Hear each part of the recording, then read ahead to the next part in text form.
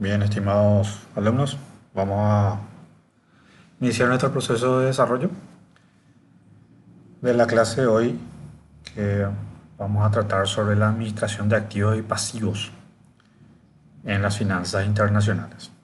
Aquí básicamente vamos a enfocar cómo las corporaciones multinacionales hacen una gestión de los activos y también de sus pasivos en un periodo de largo plazo. Y vamos a abarcar temas como los motivos por qué hacen una inversión extranjera directa, la evaluación de los proyectos multinacionales, cómo estructuran su posición internacional, la gestión del riesgo y la decisión financiera de realizar la inversión en el largo plazo. Básicamente eso va a abarcar todo nuestro desarrollo de la fecha. Para poder entender de lo que estamos mencionando, básicamente tiene que haber una revisión potencial sobre las leyes fiscales del país en el cual se basa la inversión, sería el país anfitrión, y eso está relacionado con el riesgo país. Posteriormente tenemos la evaluación del financiamiento extranjero realizado por la corporación multinacional y las tasas de interés internacional sobre los fondos de largo plazo, y eso también va a estar relacionado con el costo del capital de la corporación multinacional. A su vez, existen algunas leyes fiscales que va a tener obviamente el país en el cual se va a hacer la inversión y el tipo de cambio. Nosotros ya manejamos cómo evoluciona y cómo afecta el tipo de cambio a las decisiones de inversión o de finanzas internacionales. Este riesgo país, y en conjunto de estos tres, las leyes fiscales, las proyecciones de tipo de cambio y el riesgo país, básicamente hace incidencia sobre los flujos de efectivo estimado de los proyectos, en este caso multinacionales. Y luego están lo que tiene que ver con el costo de capital y el riesgo del proyecto, que está relacionado al rendimiento que va a requerir las multinacionales para poder hacer su inversión extranjera directa. Esos dos decantan en una decisión sobre la elaboración del presupuesto de capital multinacional o lo que van a tener que invertir, cuánto va a costar la inversión propiamente dicha. Entonces ahí entramos en algunos motivos o formas por los cuales se toma decisiones para desarrollar eh, una inversión extranjera directa. ¿Y cuáles son los motivos por los cuales se decide hacer eso? Uno es para incrementar los ingresos y otro sobre la reducción de los costos. La relación entre que tiene que ver sobre el incremento de los ingresos está a traer nuevas fuentes de demanda, ingresar a mercados más rentables, explotar las ventajas monopólicas que tiene un mercado objetivo, reaccionar a restricciones comerciales y una diversificación también. Lo que tiene que ver con los costos son la economía de escala, los factores de producción externos, las matrices de materias primas que tienen los países extranjeros, el uso de tecnología y también reaccionar a tipos de cambio. Vamos un poco en detalle eso respecto a lo que mencionamos. Motivo relacionado con los ingresos, que está basado en atraer nuevas fuentes de demanda.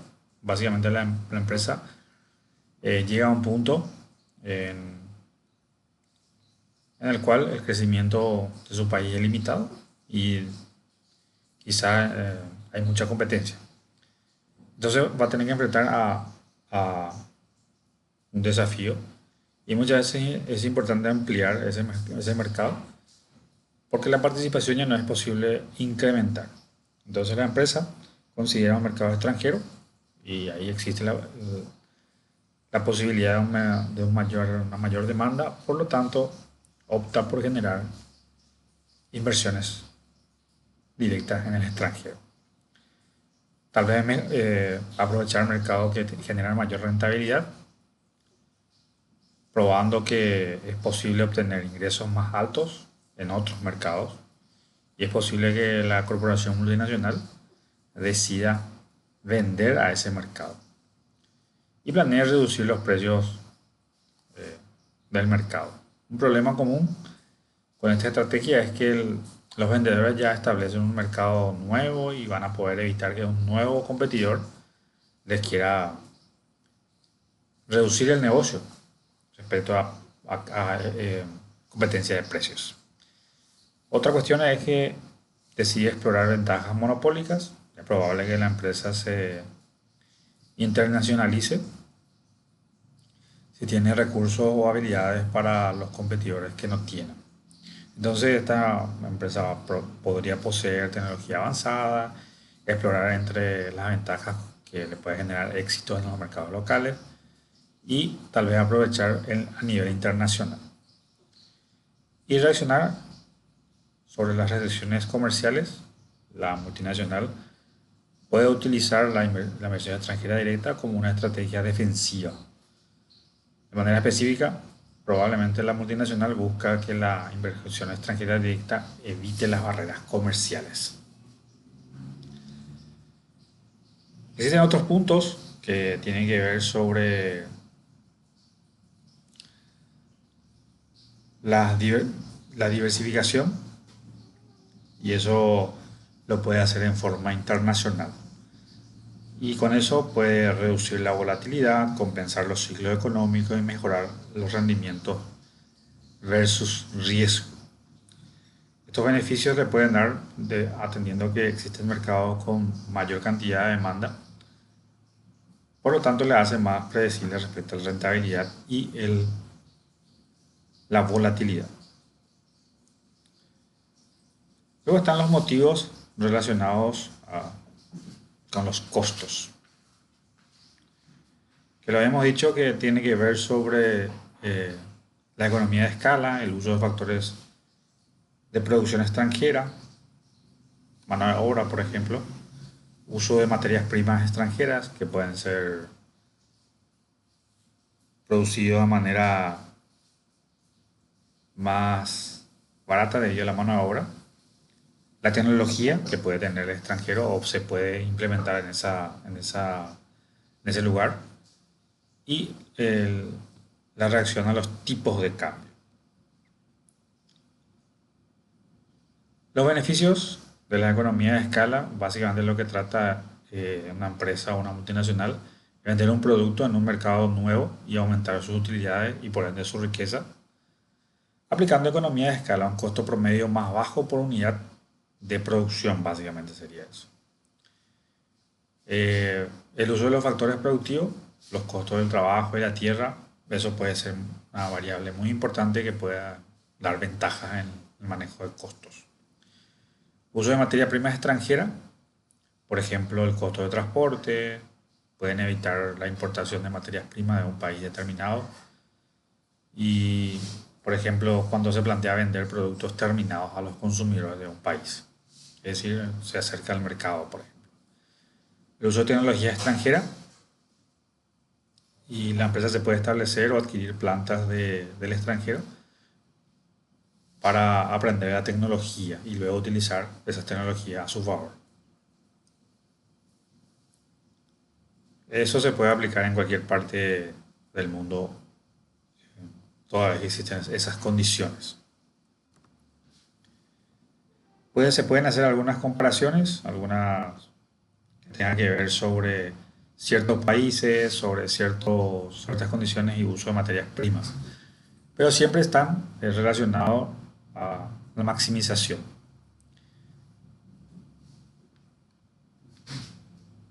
El otro punto es respecto a los beneficios de la inversión extranjera directa,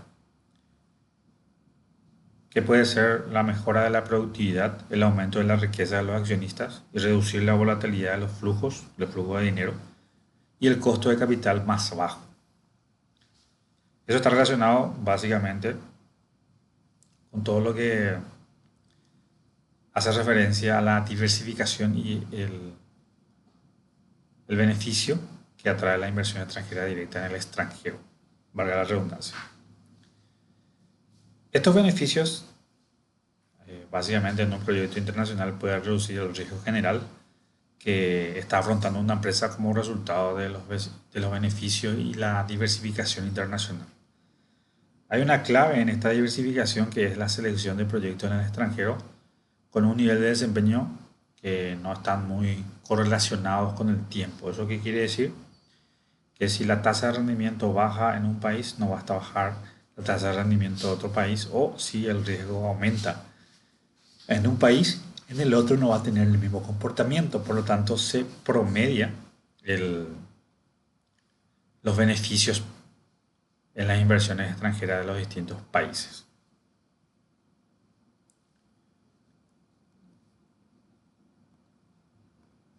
Eso básicamente ayuda o beneficia en la formación de portafolios de inversión. Básicamente, cuando uno decide realizar la elaboración de un presupuesto de capital multinacional, lo que tiene que tener en cuenta es el flujo efectivo, la diversificación del riesgo y el impacto macroeconómico. Dentro de estos beneficios de la diversificación internacional, habíamos dicho que lo que se hace es reducir el riesgo como resultado de los beneficios de la diversificación internacional.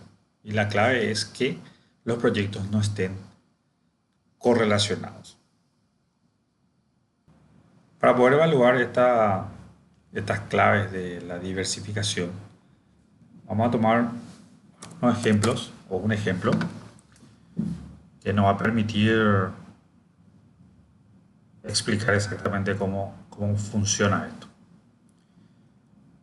Eh, para hablar de los beneficios de la diversificación internacional de una empresa multinacional, básicamente se tienen que evaluar proyectos de inversión en distintos países. Vamos a suponer que la inversión o las inversiones se desea realizar en Estados Unidos y Reino Unido.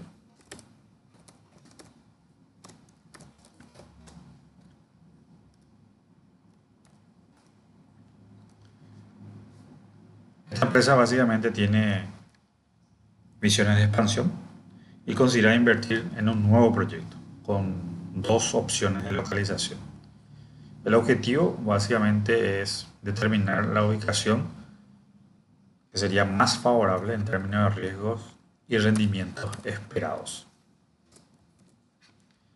Ese sería el objetivo.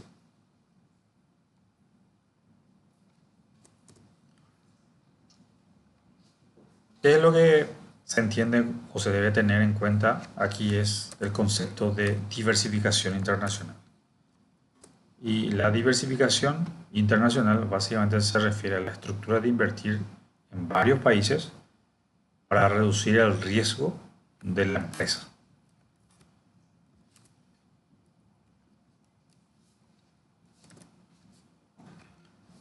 Y esto funciona porque las condiciones económicas de los países no siempre están correlacionadas, como habíamos dicho. Es decir, no se mueven de la misma manera. Entonces un país está en recesión, otro puede estar en crecimiento, lo que estabiliza los flujos de ingresos en la empresa. El otro punto que hay que ver es la evolución de los proyectos alternativos.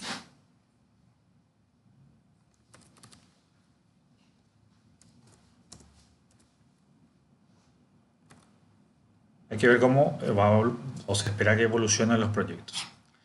Vamos a tener dos opciones de, de proyectos que se va a evaluar. El proyecto uno básicamente, o la opción uno básicamente invertir 70% en Estados Unidos y el otro 30% también en Estados Unidos, es decir, invertir todo en un país. La opción 2 sería invertir el 70% en Estados Unidos y el restante 30% en un proyecto de Reino Unido.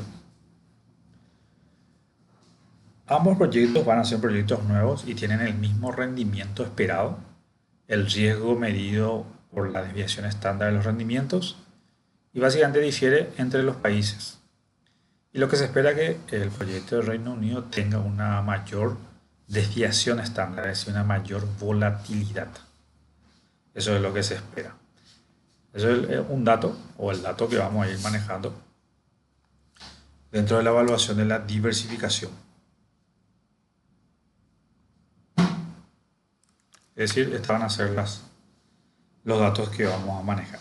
Rendimiento esperado, que se van a ser los mismos. La desviación estándar se espera que en Estados Unidos sea menor y en Reino Unido tenga una mayor volatilidad.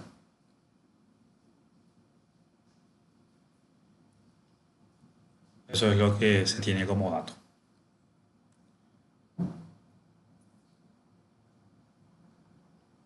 O desviación estándar. Entonces el rendimiento anual esperado se refiere al retorno que espera la empresa al cabo de un año. La desviación estándar es la volatilidad o el riesgo de rendimiento. Entonces cuanto mayor es la desviación estándar, más ciertos son los rendimientos. Y la correlación, que básicamente evalúa o mide los rendimientos del nuevo proyecto y cómo se relacionan con el rendimiento de los negocios existentes.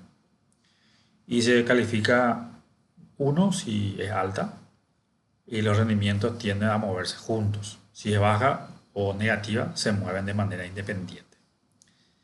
¿Qué vamos a calcular acá? Vamos a generar un portafolio donde la empresa calcula su rendimiento general esperado y la varianza. Y se calcula el rendimiento esperado en Estados Unidos y el rendimiento eh, combinado o en ambas mercados, es decir, en Reino Unido. ¿Cómo vamos a hacer para poder calcular este, este rendimiento? Pues vamos a utilizar básicamente esta función.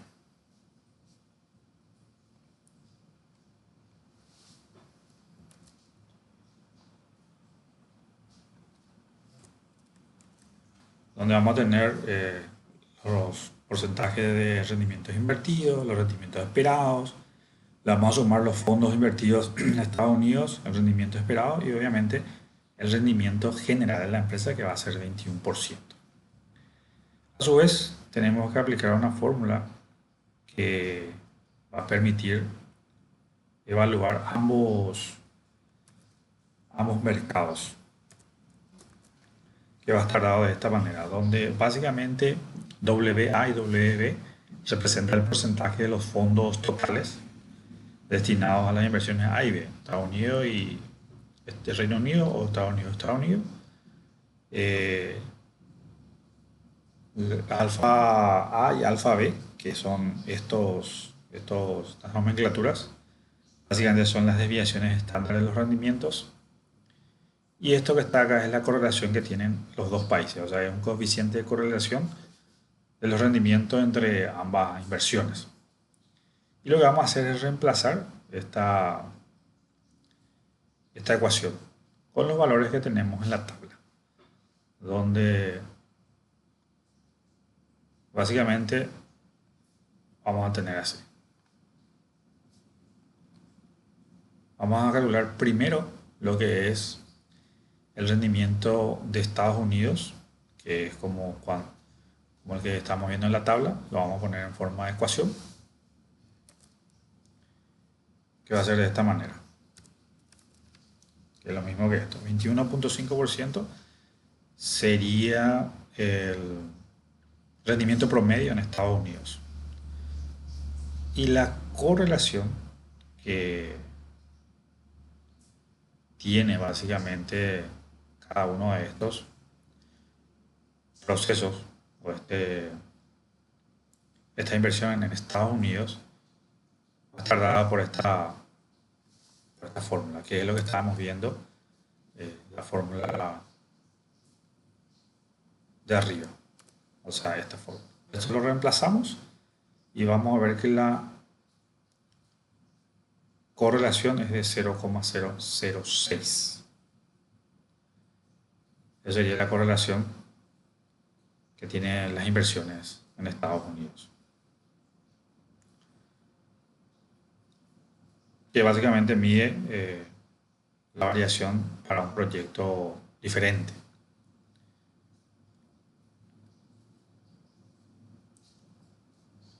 Esto vamos a cambiar en realidad de Estados Unidos.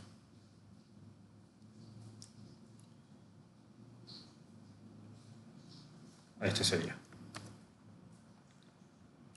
Estos son de Estados Unidos. Tenemos el rendimiento promedio y a su vez el grado de correlación que tiene ambos proyectos. Y el grado de correlación de Estados Unidos sería 0,08, que es la evaluación entre los rendimientos entre ambas inversiones, de invertir los dos en Estados Unidos. Luego está el de Reino Unido, donde vamos a tener el rendimiento promedio. Esos son iguales, dijimos, para ambos países, va a ser de 21,6, pero la correlación entre invertir en Estados Unidos y realizarlo en Reino Unido se da de esta manera.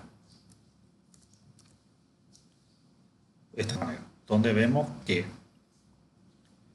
la varianza mide el riesgo total para el proyecto de Estados Unidos, que es 0,08, y la varianza del proyecto en Reino Unido es 0,06. Lo que podemos ver en esto es que el proyecto de Reino Unido tiene un riesgo general menor, varianza más baja, que el de Estados Unidos. Y esto se debe a que hay una menor evaluación o menor evaluación entre los rendimientos del proyecto del Reino Unido y los negocios existentes en Estados Unidos. Entonces, cuando se tiene una mayor evaluación respecto a uno de los proyectos, los rendimientos de Reino Unido no va a fluctuar tanto en conjunto con los rendimientos de Estados Unidos porque no tienen mucha correlación. Y eso básicamente estabiliza el proyecto. Y entonces el rendimiento esperado para ambos proyectos, pero la volatilidad es más baja si se realiza en Reino Unido. Entonces acá lo que estamos viendo es que la diversificación internacional genera esa reducción de la volatilidad. Respecto a los motivos por los cuales se hacen las diversificaciones internacionales. Ahora, ¿existen otros incentivos y barreras de la inversión extranjera directa? Sí existen, que básicamente son los incentivos del gobierno anfitrión, que puede ofrecer incentivos como deducciones fiscales, subsidios. Puede haber las desventajas en las barreras proteccionistas y eso puede generar restricciones a las fusiones, a las adquisiciones, las barreras burocráticas y las diferencias éticas, que puede generar algún tipo de fricciones al momento de querer hacer una inversión extranjera directa. Hay algunas condiciones que puede poner el gobierno anfitrión, que van a ser los requisitos de exportación, por ejemplo, los requisitos de contenido local, la retención de empleo, las regulaciones medioambientales, que pueden ser parte de una mayor costo del proyecto al momento de querer diversificar, pero eso se puede minimizar si la rentabilidad es lo suficiente como para hacer cargo a eso, o los beneficios o las ventajas son mayores que las desventajas que estamos mencionando. Y las decisiones posteriores a la inversión extranjera directa serían la expansión adicional, que después de realizar esa inversión extranjera directa, las corporaciones multinacionales básicamente evalúan si deben expandir aún más sus operaciones o no en el país. Si van a repatriar las utilidades, eso quiere decir que si invierten las utilidades generadas por la subsidiaria o lo envían a la matriz. Y algunos ajustes de políticas. Cualquier cambio en la regulación del país anfitrión obviamente requiere que la corporación multinacional revise sus políticas financieras y la gestión de la subsidiaria, donde se generó la inversión extranjera directa. Básicamente eso resume el manejo de lo que es los activos y pasivos en el largo plazo, en lo que es finanzas internacionales.